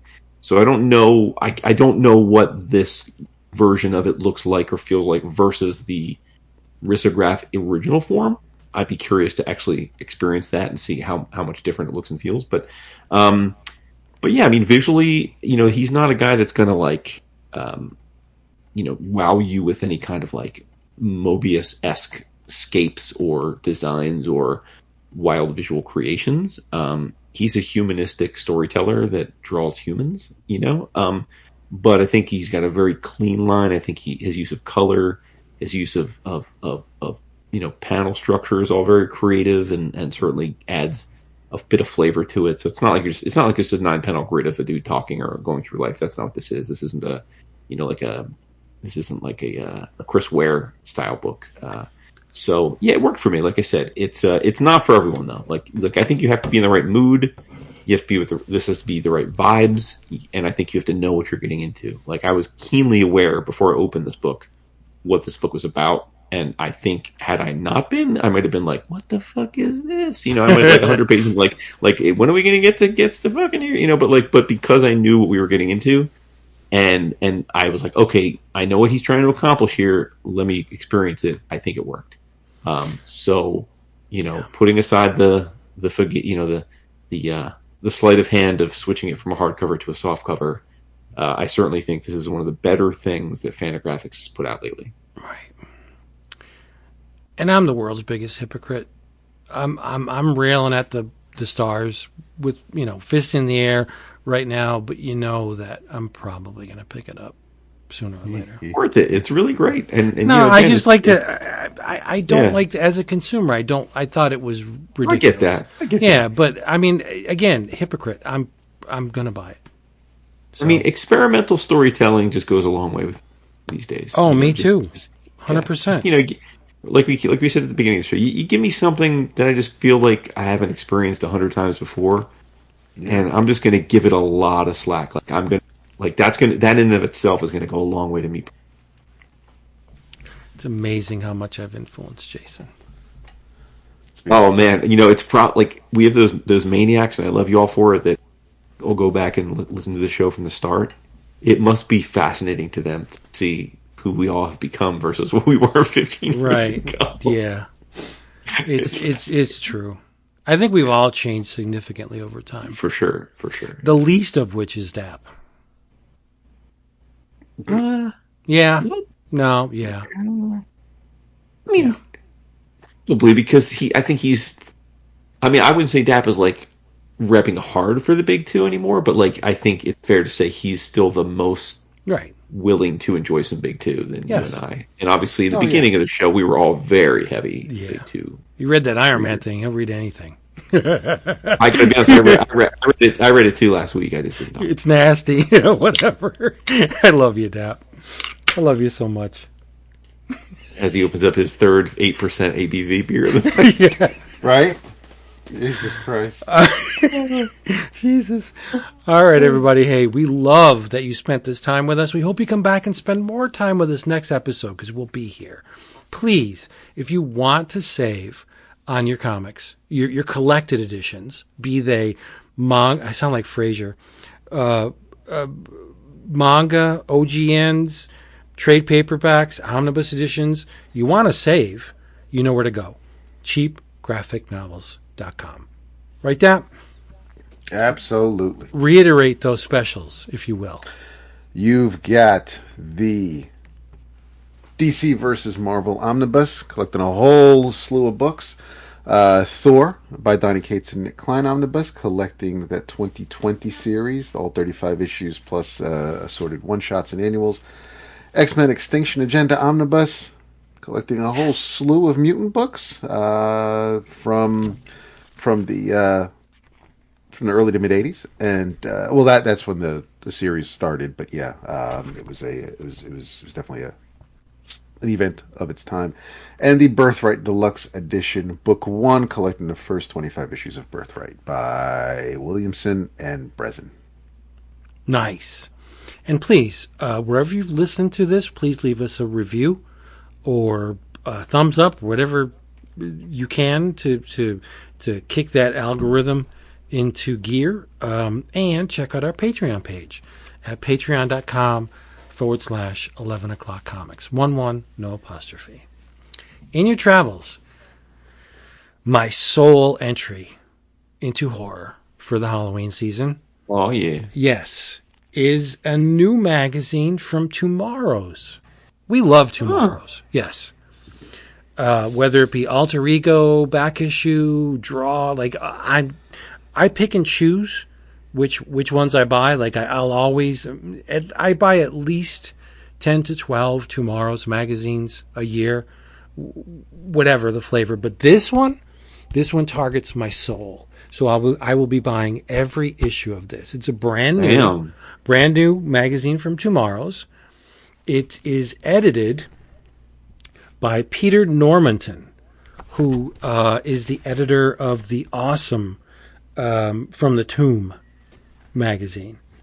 Call it a zine, call it a magazine, whatever you want. You got your John Morrow, of course, is involved in this. Pete Von Schawley's in here for illustrations. It is called Cryptology, and it focuses exclusively on horror. Oh my God, this is right up your alley. Horror in the comics, horror in the movies, horror toys. Like, just for example, this first issue has a focus on Bernie Wrightson, Macabre Master. And what it does is it looks at it. Peter Normanton wrote it and approached it from a collector's perspective before the Overstreet Price Guide, or not having access to the Overstreet Price Guide. Here and there you would notice, or whether it's from like store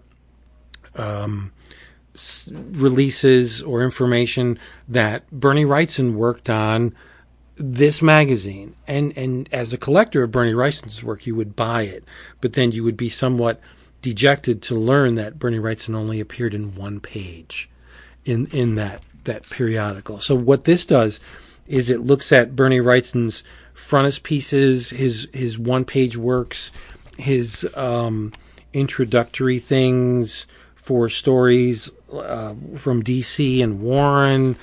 It's just a whole mess of Bernie Wrightson art, and it's beautiful because of it.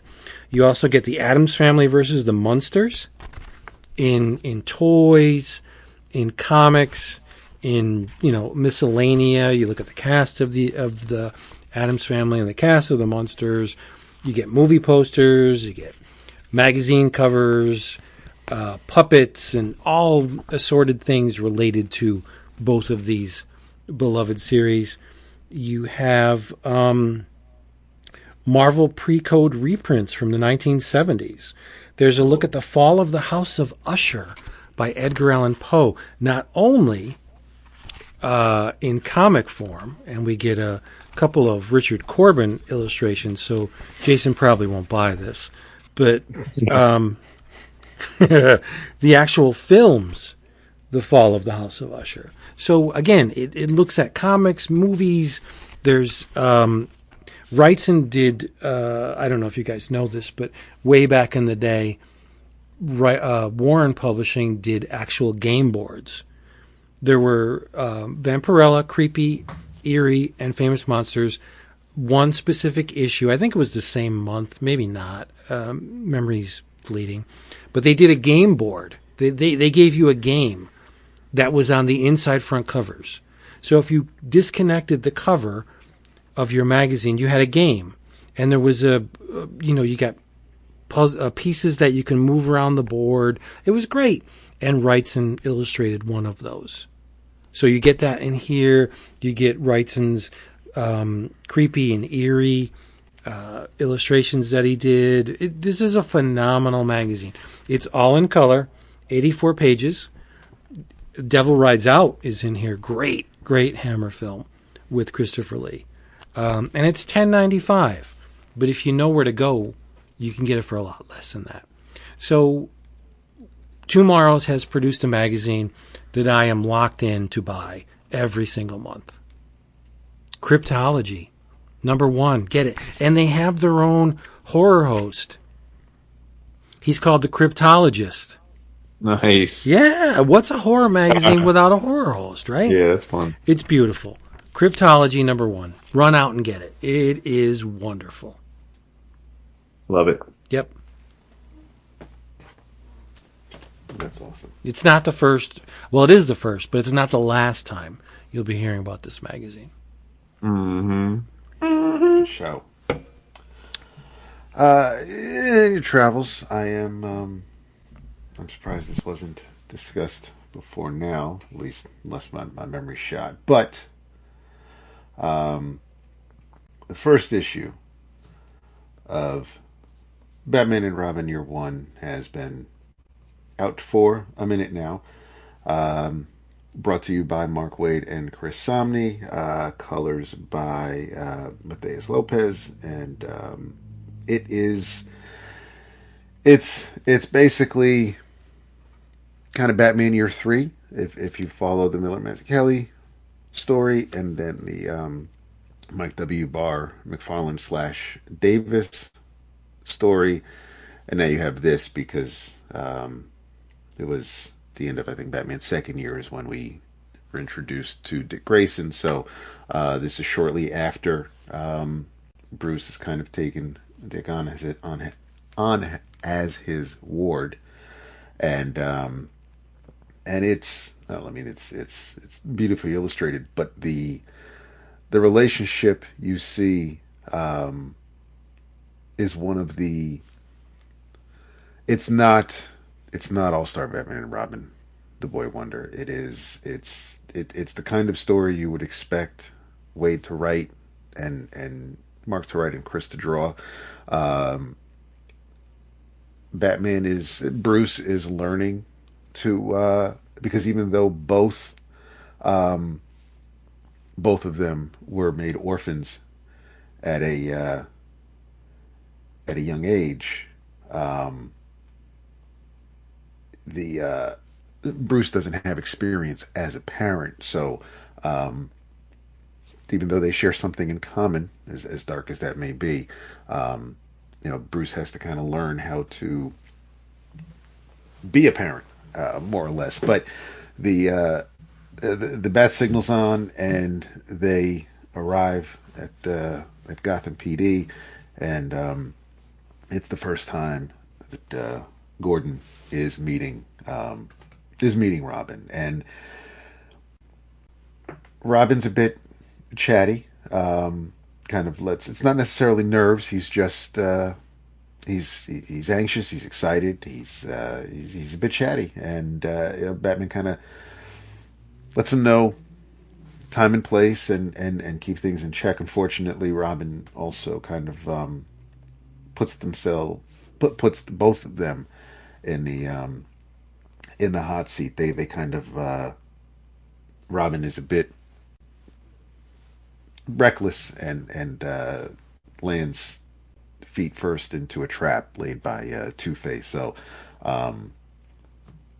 Two-Face is not the mastermind behind whatever is going on, as Batman is finding out. The person who possibly is behind it all, we see at the arriving at Moldorf airfield at the end of the issue, and we don't. His name is General Grimaldi, who seems to be. I'm going to. Yeah, his father is in the wheelchair that he's pushing, and they do not seem like very very nice men, because after the plane lands at the airfield, the the stewardesses are are saying goodbye to the plane. The general says, "You two were absolute angels. You were very attentive to me, and not only to me but also to my father. So I appreciate it very much. Please travel safely." Kisses one of them on the cheek, and you see sweat coming streaming down from her forehead, and so when the general is talking to the guys that are meeting him at the airstrip, and opening the car door, he lets them know that he asks, you've made sure you can verify that absolutely no one knows that I've arrived, and the bodyguard's like, "Oh yes, sir," and the general gives him a look, and he's like, "Well, I mean," he's like, "Yeah, well, no, those are the details you got to look out for." And as they get into the car, you hear a couple of shots ring off in the airplane. So the guy doesn't seem to be very nice. But that is the end of the first issue. So I thought it was a fantastic start, obviously, but yeah, I think in the hands of Mark and Chris, I think this dynamic duo, watching these early days, is going to be something special as the issues come out. I am glad that we're going to be able to get hopefully another issue or two before I have to worry about the Kloskers to see where it might land in my top 10. But yeah, this was absolutely a home run. It looks amazing. It's well written. It doesn't. What I like about Waid is that this doesn't feel like what we were getting. It doesn't read the same way World's Finest did. Definitely not the way Absolute Power did. He's writing a story made for these characters, for this era, and it may feel like Waid, but it's not like it's not irredeemable Waid. It works with these characters. It's a great start. Really looking forward to the rest. In your travels, Batman and Robin Year One. Nice. Looks phenomenal. It does. Yeah. It really does. And pouring out to Mr. Waid lost his father this week. Fuck. Yes, he had a very, as is typical of him, obituary of his dad on his Facebook page. So, in your travels, this is just good, clean fun, folks. Fun comics and a white space for me. And that is the Adventure Time Compendium Volume 1. Wow. Published by Oni, which, what's that? What, Vince? All grown up. Oh. This collects the first 35 issues of the original Adventure Time ongoing series at Boom, which is now owned by Oni. That's why Oni published it. But that series actually ran for 75 issues, so I assume since this is Volume 1, we will get a second volume with those other 40 issues, and I'm here for that. It's a soft cover, but square bound, perfect bound, like very nicely produced, full color. It is, I believe, in its entirety written by Ryan North, who many of you probably know as the current writer for Fantastic Four. And I guess it's fair to say his most famous work to date has been Unbeatable Squirrel Girl. But he wrote, like I said, I'm pretty sure he wrote all of this, or at least most of it. And the art is done by a million different people. So one of the conceits of this comic, which is pretty cool, is that there was a main story in each issue. Well, in most issues. And then a backup. And the backups were often by very cool indie artists. So, like, and that it ranged like wildly, like people like Chris Eliopoulos, like people like Gorman, Jim Rugg, Paul Pope, Throne of Lies. Yep, Chris Schweitzer, tons of people honestly like did the backup. There's and it's fun. It's kind of like the Simpsons books where like you're like, oh, look at this guy, I didn't know he did a run here. Look at this creator. But the main the bulk of the main stories were drawn by Shelley Paraline and Brandon Lamb. And it's just a ton of fun, man. Like it's exactly what you think it is. It's stories about Finn and Jake and Princess Bubblegum and Marceline and Ice King and Lumpy Space Princess and BMO and everybody else doing their thing, very much in the vein of the cartoon, which we were all massive fans of. It is it's not like reprints or retellings of those cartoon. It's completely standalone stories, new stories.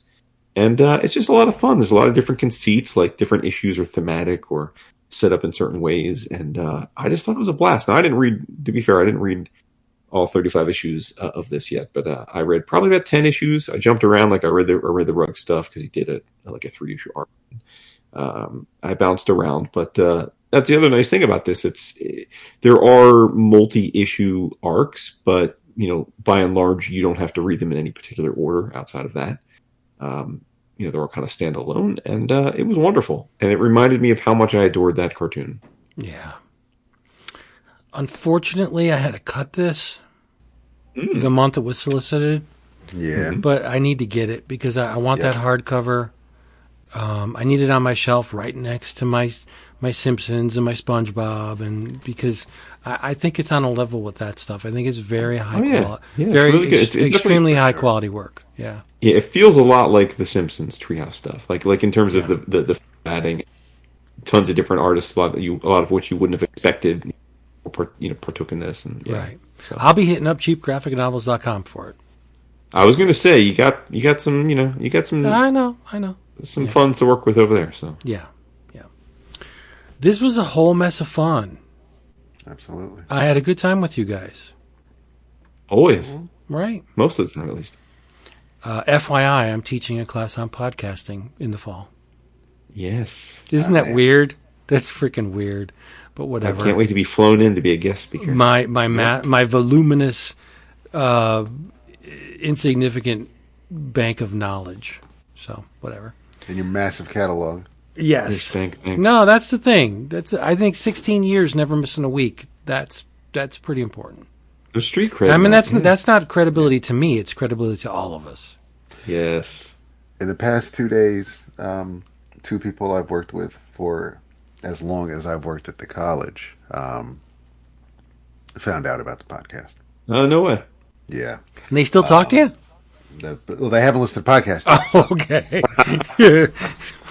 Yeah, you're good, but those other 2 guys, idiots, assholes. Oh, well, Rob might, because actually, when I sent Rob the link this afternoon, when I saw him in the hallway, he said he was going to listen on the ride home because all he does is listen to podcasts. So. Oh boy. Mm-hmm. Yeah.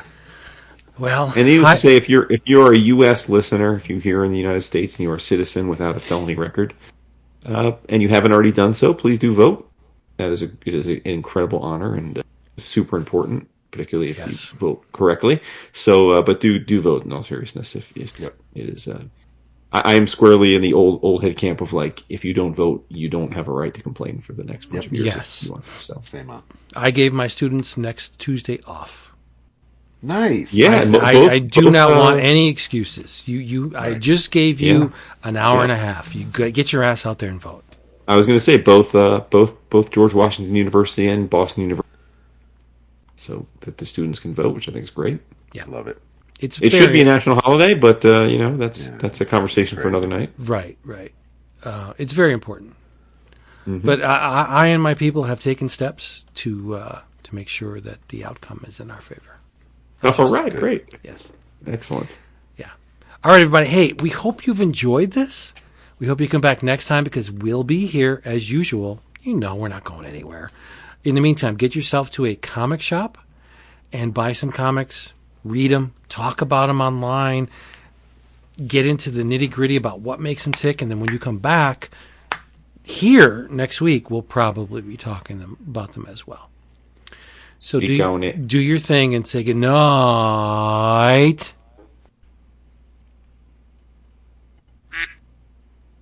That's all I got.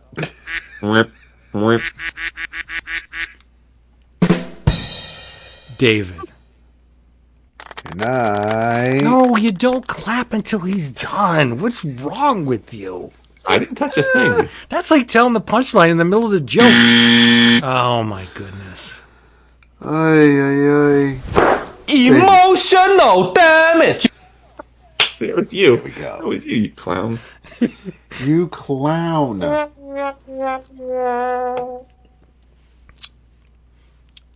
A coworker. Beautiful.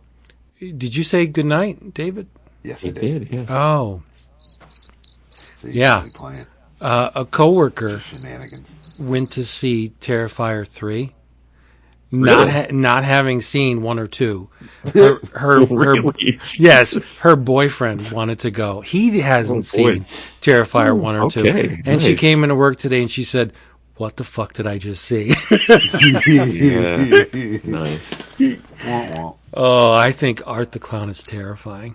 I really do. And I don't use that when word we were lightly. Outside of Starbucks. Dude, Yeah. when we were at New York Comic Con and dude was playing Art the Clown, I was legit like, oh, I'm not messing with this dude. Like, Yes. he might be a little Did you hang outside of Starbucks? There's Yeah, something like, there's something about the design. I can't put my finger on it, but it is ridiculously disturbing. I think it's the mime, dude. It's that he doesn't speak, but he's so animated. I think that's what it is. But he speaks through violence, and it's ridiculous violence. It's like oh, it's ridiculous. Yeah, children's bot. Like what? Like I No, love the series it's because off it the charts, goes there. It goes there. Yeah, absolutely. We love you, people. Please come back next time. Please Please do, yeah. Yes. do it. Tell them how much you love them. So much. Oh, a lot. Yeah, totally. Like massive. Especially if you make good choices. Facts. No, see, no, you can't do that. You're like, No, I'm we gonna love can't. you. No, I can tonight. Tonight I can. Okay. Yeah. I'll love you regardless next week. Tonight. Yeah, we'll see. I don't know. That's you're right. No, yeah. I don't want to get too far ahead of myself. So many contingencies. I don't understand. Yes, there are. Oh, yeah, well, I still have contingencies. Bruh. I don't love everybody. I mean, All right, I have a story for the bonus material, but we love you, and we'll be back next week. peace. Mwah. That's it for that one.